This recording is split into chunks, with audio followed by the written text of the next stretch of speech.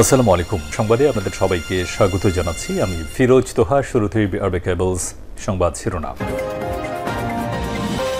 পুরোদমে Iran, Israel এবং নিরীহ ফিলিস্তিনিদের মাঝে ভয়াবহ যুদ্ধ চলছে। আর এই মুহূর্তে আমাদের হাতে এসেছে যুদ্ধের সর্বশেষ গুরুত্বপূর্ণ তাজা আপডেট সংবাদ। প্রথমেই জানাবো, সেনা সংকটে ভুগছে দখলদার ইসরায়েলি বাহিনী, গুরুত্বপূর্ণ পদে নারীদের নিয়োগ। গাজা উপত্যকায় গত ২০ মাস ধরে চলমান গণহত্যা চালাচ্ছে ইসরায়েলি বাহিনী। দেশটি তীব্র সেনা সংকটে ভুগছে, তাই গুরুত্বপূর্ণ সামরিক ভূমিকা পূরণ করছে নারীরা। দখলদার ইসরায়েলি বাহিনীতে এবার চরম ধস নেমেছে। এরপর জানাবো, আবারও আল আকসা মসজিদ প্রাঙ্গণে দখলদার ইসরায়েলের নিরাপত্তা মন্ত্রী। ইসরায়েলের জাতীয় নিরাপত্তা মন্ত্রী ইতামার বেন গভির আজ দখলকৃত পূর্ব জেরুজালেমের পশ্চিমে আল আকসা মসজিদ প্রাঙ্গণে প্রবেশ করেছে, খবর আনাদুলুর। এদিকে ইসরায়েল সমর্থিত গ্যাংয়ের ৫০ সদস্য নিহত, গাজায় গৃহযুদ্ধের সংখ্যা। গাজায় ইসরায়েল সমর্থিত একটি ফিলিস্তিনি গ্যাংয়ের ৫০ জন সদস্যকে হত্যা করেছে হামাস। সাম্প্রতিক সপ্তাহগুলোতে ফিলিস্তিনি যোদ্ধাদের হাতে তারা প্রাণ হারিয়েছে বলে দাবি করেছে গ্যাংয়ের সহযোগীরা। এই ঘটনার বিষয়কে কেন্দ্র করে গাজায় গৃহযুদ্ধের সংখ্যা প্রকাশ করেছে অনেকেই। জানাবো, ব্রিটিশ প্রধানমন্ত্রী কানাডার সফর শনিবার থেকে। যুক্তরাষ্ট্রের প্রধানমন্ত্রী কিয়ার স্টারমার ২ দিনের সফরে কানাডায় থাকবেন আগামী ১৪ জুন থেকে। এই সফরে কথা বুধবার কানাডার প্রধানমন্ত্রী মার্ক কানি ঘোষণা করেছেন। কানাডার প্রধানমন্ত্রীর দপ্তর বলছে, কিয়ার স্টারমার আজ দেশটির রাজধানী অটোয়া সফরে থাকবেন।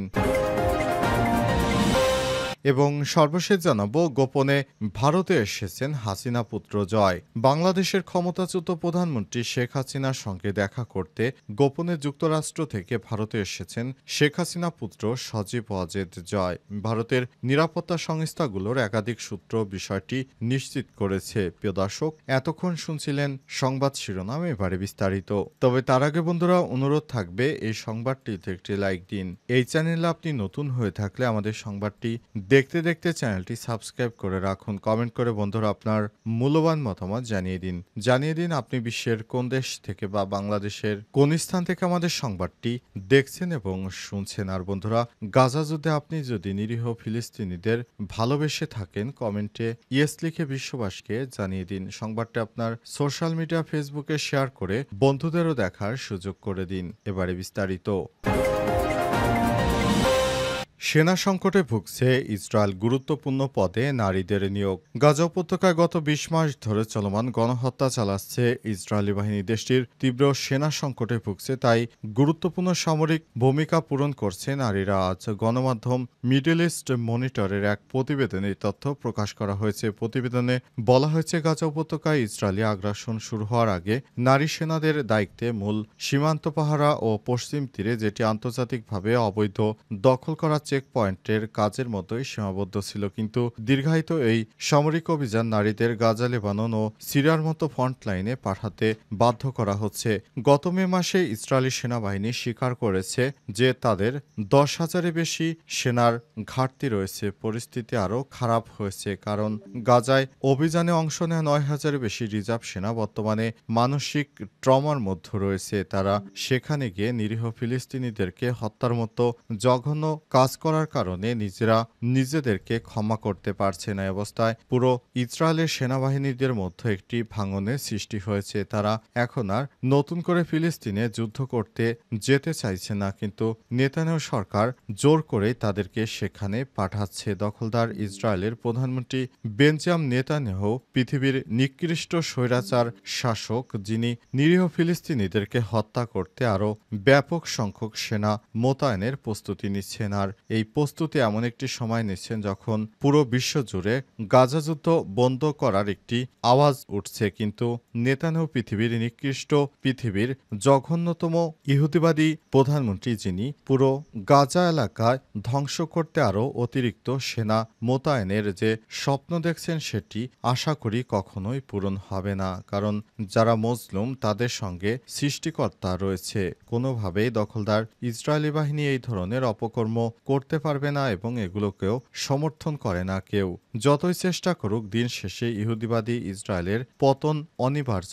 বিশ্লেষকরা সেটাই মন্তব্য করে জানিয়েছেন যে যতই তুমি বাড়াবাড়ি করো না কেন, দিন শেষে তোমার যতটুকু রয়েছে সেটুকুনে তোমার সন্তুষ্ট থাকা উচিত। কিন্তু ইহুদিবাদী নেতানেও বিষয়টি বোঝার চেষ্টা করছে না।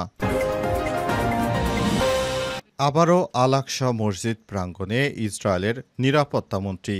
লক্ষ্য হচ্ছে ইসরায়েল মসজিদ আল আকসার ক্ষতি করতে চায়। ইসরায়েলের জাতীয় নিরাপত্তামন্ত্রী ইতামার বেন গভীর আজ সকালে দখলকৃত পূর্ব জেরুজালেমের পবিত্র আল আকসা মসজিদ প্রাঙ্গণে প্রবেশ করেছে। খবর আনাদুলুর। জেরুজালেমের ইসলামী ওয়াকফ ইসলামিক তহবিল বিভাগ সংক্ষিপ্ত বিবৃতিতে জানিয়েছে, বেন গভীর ইসরায়েলি বাহিনীর কঠোর নিরাপত্তা বেষ্টনীর মধ্য দিয়ে আল আকসা মসজিদ প্রাঙ্গণে প্রবেশ করে। 2022 সালে প্রধানমন্ত্রী বেঞ্জাম নেতানিয়াহু সরকারে যুক্ত হওয়ার পর থেকে এটি ছিল কঠোর ডানপন্থী এই নেতার অষ্টমবারের মতো আল আকসায় প্রবেশ। বেন গাভিরের এই ধরনের কার্যক্রম নিয়মিতভাবে ফিলিস্তিনিদের মতো ক্ষোভের সৃষ্টি করে আন্তর্জাতিক অঙ্গনেও ব্যাপক নিন্দা কুড়িয়েছে। আল আকসা মসজিদে মুসলিমদের তৃতীয় পবিত্র স্থান হিসেবে বিবেচিত, তবে ইহুদিরাও এই স্থানটিকে টেম্পল মাউন্ট নামে দাবি করে থাকে। এই জায়গাটি দীর্ঘদিন ধরে ইসরায়েল ও ফিলিস্তিনিদের মধ্যে উত্তেজনার কেন্দ্রবিন্দু হিসেবে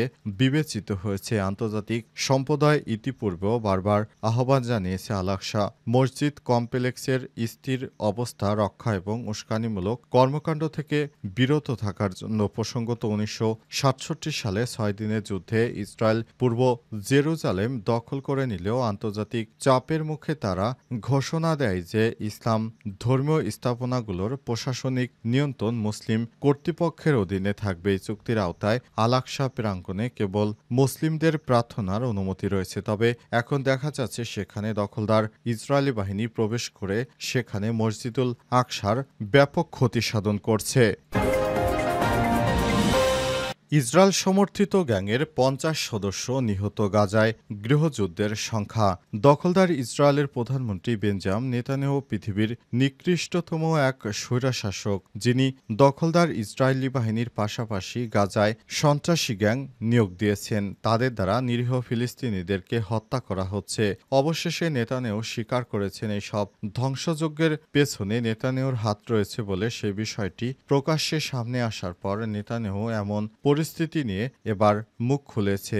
জানা গেছে, দখলদার ইসরায়েলের যে সন্ত্রাসী বাহিনী নিয়োগ করা আছে সেখান থেকে অন্তত 50 জন সদস্য নিহত হয়েছে একটি ঘটনায়। এই ঘটনার পরই গাজায় নতুন করে তাদের দুই গ্রুপের মধ্যে সংঘর্ষ শুরু হয়েছে। এতে করে ফিলিস্তিনিরা আবারও চরম বিপাকের মধ্যে পড়েছে। দখলদার ইসরায়েলের প্রধানমন্ত্রী বেঞ্জাম নেতানিয়াহু এবং তার ইহুদিবাদী মন্ত্রীরা বিষয়টি নিশ্চিত করেছে। তারা জানিয়েছে, গাজায় নতুন করে গৃহযুদ্ধের আশঙ্কা তৈরি হয়েছে। অবস্থা চলতে থাকলে কোনোভাবেই গৃহযুদ্ধ থামানো যাবে না, কারণ ইহুদিরা যে মুসলিমদের হত্যার জন্য যে মিশনগুলো পরিচালিত করছে সেগুলো নেতানিয়াহু কোনোভাবেই সফল হতে পারবে না। সেটির অবশ্যই ধ্বংস অনিবার্য।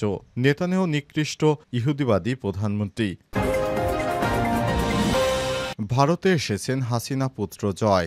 বাংলাদেশের ক্ষমতাচ্যুত প্রধানমন্ত্রী শেখ হাসিনার সঙ্গে দেখা করতে গোপনে যুক্তরাষ্ট্র থেকে ভারতে এসেছেন শেখ হাসিনার পুত্র সজীব ওয়াজেদ জয়। ভারতের নিরাপত্তা সংস্থার একাধিক সূত্র এবং ভারতে অবস্থানরত আওয়ামী লীগের শীর্ষস্থানীয় কয়েকজন নেতা সংবাদ মাধ্যম বিবিসি বাংলাকে এই তথ্য নিশ্চিত করেছেন। সংবাদ মাধ্যমটির সঙ্গে নাম প্রকাশে অনিচ্ছুক একাধিক সূত্র জানিয়েছে, ঈদুল আজহার আগে জয় ভারতে পৌঁছান এবং মূলত মায়ের সঙ্গে ঈদ উদযাপন করতেই তার এই সফর। বর্তমানে শেখ হাসিনা দিল্লিতে অবস্থান করছেন। সূত্র আরও জানায়, 6 জুন জয় ভারতে পৌঁছেছেন এবং পরদিন কোরবানির ঈদে তিনি মায়ের সঙ্গে সময় কাটান। ওই সফরটি মূলত ব্যক্তিগত পারিবারিক হলেও রাজনৈতিক প্রেক্ষাপটের কারণে এটি বেশ গুরুত্ব পেয়েছে।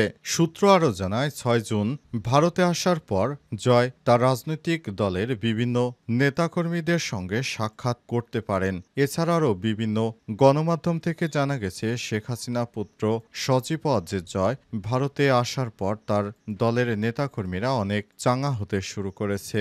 গত বছর ৫ই অগস্ট শেখ হাসিনা বাংলাদেশ ছেড়ে ভারতে পালিয়ে আসে। তারপর দীর্ঘ সময় হয়ে গেছে শেখ হাসিনার ছেলে সজীব ওয়াজেদ জয় এখনও তার মায়ের সঙ্গে দেখা করেনি। তিনি এখনও যুক্তরাষ্ট্রেই ছিলেন। তবে দীর্ঘ প্রায় ১০ মাস পর তিনি অবশেষে ভারতে তার মায়ের সঙ্গে পবিত্র ঈদুল আজহার আনন্দ ভাগাভাগি করে নিতেই দেখা করেছেন। তবে রাজনৈতিক কারণে সজীব ওয়াজেদ জয়ের ভারত সফর বেশ গুরুত্বপূর্ণ। বিশেষ করে আওয়ামী লীগের অনেক শীর্ষ নেতা বর্তমানে ভারতে অবস্থান করছেন। তাদের সঙ্গে সজীব ওয়াজেদের জয়ের, বিশেষ করে বাংলাদেশে নতুন করে আওয়ামী লীগ কীভাবে পুনর্গঠন হতে পারে এই বিষয়গুলি নিয়ে অবশ্যই বৈঠক হবে এবং এই বৈঠক হওয়ার পর দেখা যাবে আওয়ামী লীগ ভবিষ্যতে বাংলাদেশের রাজনীতি করার জন্য আরও কী কী করতে পারে বিষয়গুলো সামনে নিয়ে আসা হবে।